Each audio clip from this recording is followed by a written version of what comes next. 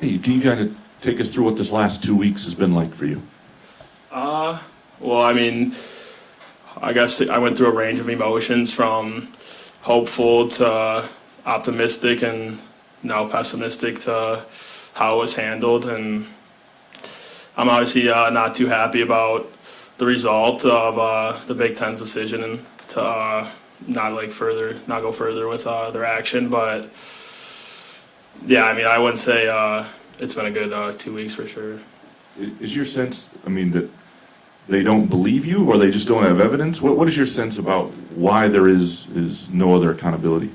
I mean, I don't know if it's necessarily a believe or a he said, she said situation. I mean, the referee hurt himself, so I don't know if they necessarily don't believe me, but their decision was there wasn't enough evidence to go further, and I mean, that's their protocol and something that I don't know too much about, but they obviously decided that no further action was needed. So. And they interviewed you?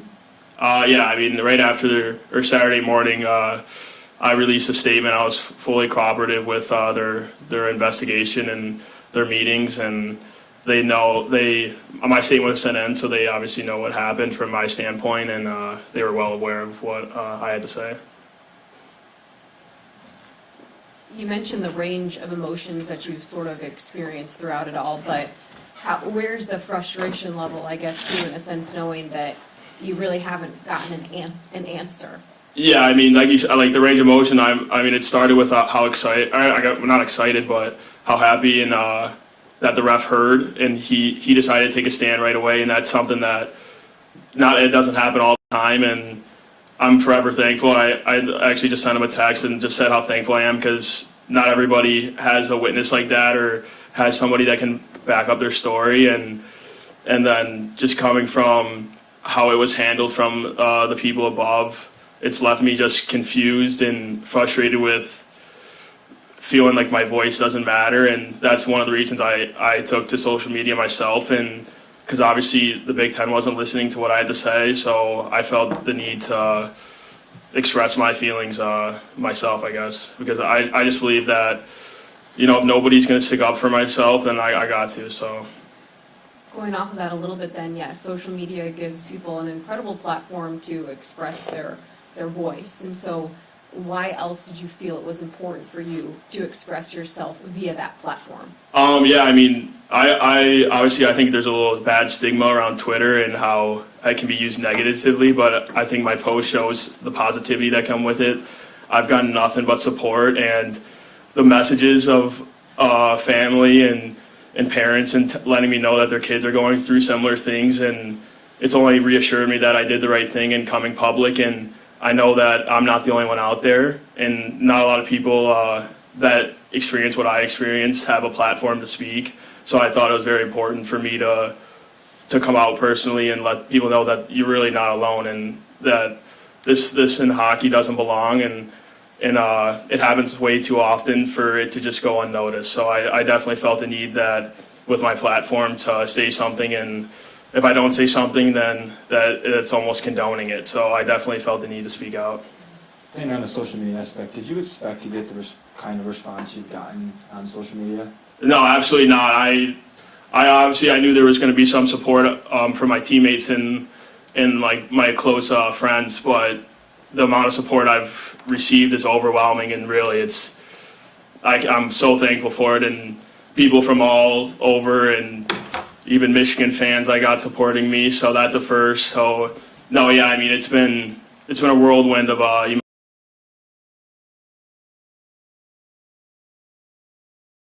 From the teammates? yeah, I mean obviously the guys heard about this from the get-go, and so they've been forever supportive of me and keeping it light in there, and they're thankful that they get to play with a player like me because of my background and my color of my skin, and not a lot of hockey players are exposed to getting to play with players of color, and so I think this is a life learning lesson for them as well as myself, and they've been nothing but supportive, and I know they got my back, so it's always a little bit easier to come out too when you have that support system.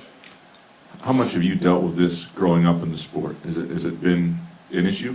Yeah, oh yeah, I mean, I could have countless times of, especially, you know, AAA and or club hockey growing up, where it's not really monitored. I mean, I've heard all types of language that discourages other kids like myself from playing. So it's definitely not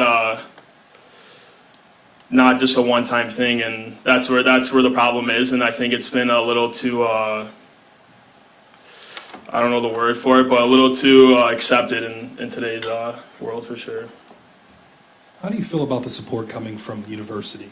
That's something that I'm entirely grateful for, and I talked to Coach Nightingale and our athletic director Alan, and they've been so supportive, and that's one of the main reasons that gave me the confidence to come public, is knowing that they had my support. And so obviously, I mean, when I talked to Coach Nightingale, and I was obviously a little worried about when I told him I felt like I had to come public, and obviously, like, we play in the Big Ten, and you probably shouldn't make your bosses mad, but I was a little worried, honestly, that they wouldn't be comfortable with me going forward. But they've been full support of my whole school ever since the incident. It really has given me a bigger outlook on my support, and people from that I didn't even know that have sent words of encouragement, let me know that they're with me, and that's something that I'm forever grateful for from the school support.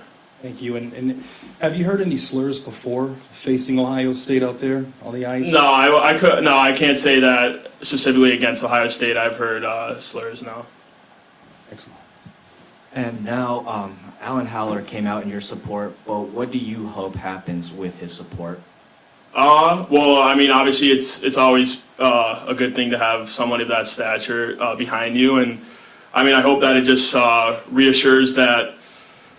I mean, it does reassure that I'm doing the right things, and he trusts that I'm doing these for the right reasons, and I went public for the right reasons, and I'm just hoping that it only gains more traction, I guess. Jagger, your brother played at Ohio State.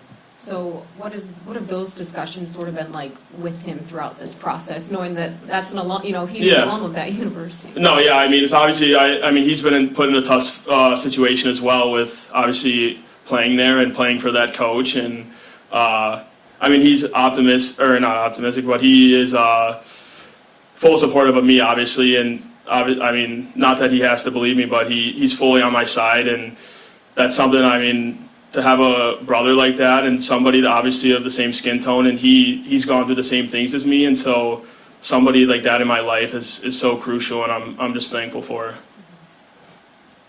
Jagger, you touched on this a little bit, but I'm just kind of wondering, what changes do you kind of hope to see come from this? Sorry, what'd you say? What changes do you hope to see come from this?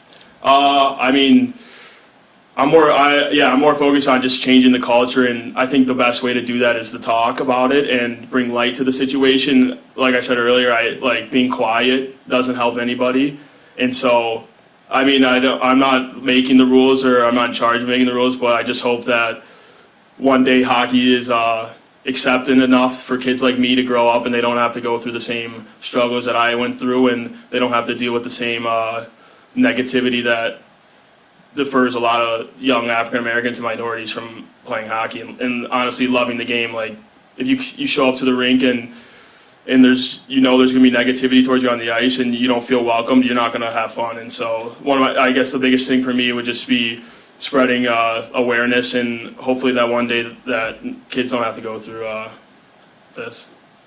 You mentioned the referee, and I'm wondering, you mentioned how grateful you were, and did he correspond back? And also, I mean, in terms of, you both heard the same thing, are you grateful for that, and sure that there wasn't a misunderstanding in terms of, like, you guys heard something slightly different, and that's why one story's holding up, or anything like that?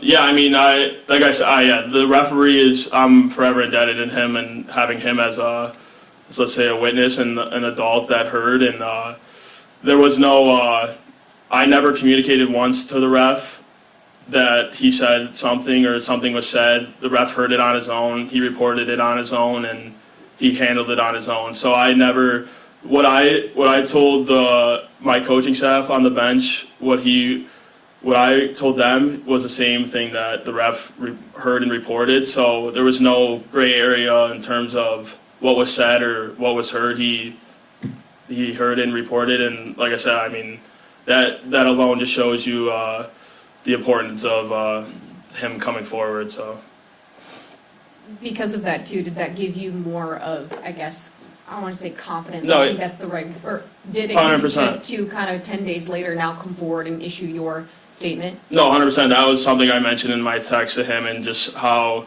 him taking action right away, giving me confidence in the ability to come out forward and in having, I know he has my back, and so yeah, no, 100%. His action for sure helped me be able to speak out for sure. We have time for a couple more.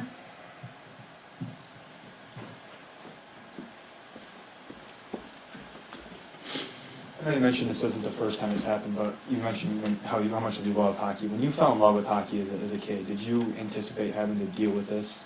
No, I mean, you don't obviously think about that, something that comes along with it. I mean, over the years, I've obviously been the lone African American in a lot of locker rooms, and it's something that I guess you get used to and you don't think about it. I mean, when you're on the ice, that's supposed to be a time of the time of the day or my activity where I don't have to think about things like that. Like, it doesn't, your skin color, your whatever your views are politically, like none of that should, you shouldn't have to think about that when you're on the ice. And that's one of the parts I love sports and I love hockey, is that it's almost a distraction, and those things aren't welcome on the ice.